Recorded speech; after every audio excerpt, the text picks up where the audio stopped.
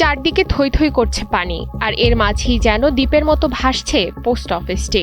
সরকারি কোনো জরুরি কাজ কিংবা সঞ্চয়পত্রের টাকা তুলতে হাঁটু সমান নোংরা পানি মারিয়ে যেতে হয় সেখানে।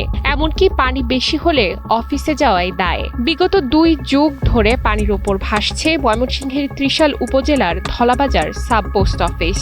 এটার ভিতরে মনে করেন পানি, যে পোস্ট অফিস মাস্টার যে করে ডাক টাক আসে, রসুলপুরের ডাক ঢুকে এখান থেকে ডেলিভারি হয়, বালিপাড়ারটা এখান থেকে ডেলিভারি হয়।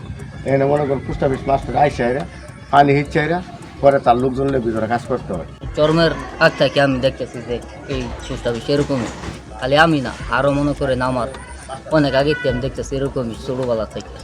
আর এই যে রাস্তাটা, এই রাস্তাও মনে করেন এরকমই দেখতেছি। সামান্য বৃষ্টি হলেই এই পোস্ট অফিসটি যেন একটি পুকুরের মাঝখানে ছোট্ট দ্বীপে পরিণত হয়। প্রতিদিন সকালে কর্মকর্তা কর্মচারীরা অফিসে এসে টেবিল চেয়ার গোছানোর আগে বালতি দিয়ে ভেতরের পানি সেচে বের করেন। আর এই নরক যন্ত্রণার কারণে নষ্ট হচ্ছে সরকারের গুরুত্বপূর্ণ সব নথিপত্র। পরিস্থিতি এতটাই ভয়াবহ যে চিঠিপত্র আর পার্সেল অফিসে রাখার জায়গা না থাকায় বাধ্য হয়ে তা রাখা হচ্ছে পাশের একটি মাছের হ্যাচারিতে। আগে পানি নিজে হিসলাম ভাই, হিচ্ছা এই যে অফিস করতেছি, কি করছি, ভিডিও পাঠাইছি, পাবলিককে ভিডিও দেওয়াইছি।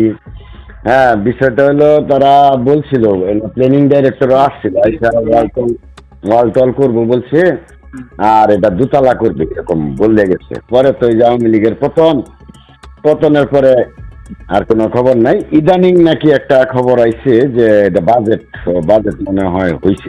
তৎকালীন আওয়ামী লীগ সরকারের পতনের আগে নতুন ভবনের আশ্বাস মিললেও ফাইলবন্দি হয়েছিল সব। বছরের পর বছর কর্মকর্তারা এসে কেবল মাপজোখি করে গেছেন, কিন্তু কাজের কাজ কিছুই হয়নি। তবে বর্তমান প্রেক্ষাপটে আবারও নতুন দ্বিতল ভবন নির্মাণের স্বপ্ন দেখছেন কর্মকর্তা ও স্থানীয়রা। আমাদের এলাকার এই পোস্ট অফিসটা আমরা এই অবস্থা দেখছি। আমি যখন সৌদিতে ছিলাম, আমি এই পোস্ট অফিসে অনেক মাছ পাঠাইছি, মানে বিদেশ থেকে জিনিস পাঠাইছি, কিন্তু এই পোস্ট অফিসে এই হাল অবস্থা আমি দেশে আসার পর দেখে অনেক কষ্ট লাগে যে আমাদের এলাকা, আমার জন্ম এখানে, কিন্তু এই পোস্ট অফিসটা এই একটা হাল, যে একটা গাড়ি যেতে পারে না, একটা মানুষ আসতে পারে না। এই পোস্ট অফিসে যখন মাল সামান আসে, তখন এই যে বেসরকারি এই যে হ্যাসারিগুলো আছে, এই মাল সামানগুলো নিয়ে হ্যাসারিতে রাইখা ওনারা অফিসিয়াল যারা চাকরি করে, যারা ডিউটি করে, সামানগুলো এইখানে রাখে, এইখানে রাইখা এই প্যাকিং করে বা বিভিন্ন কাজকাম কাস্টমারের এনে রাখা, কাস্টমারের রাখা নিতে পারে না পানির জন্য, ভিতরে পর্যন্ত পানি জমে।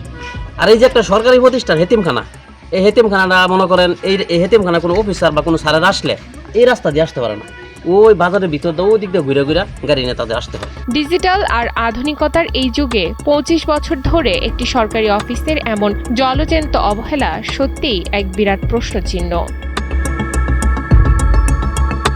নুসরাত তালবিয়া, সময়ের আলো।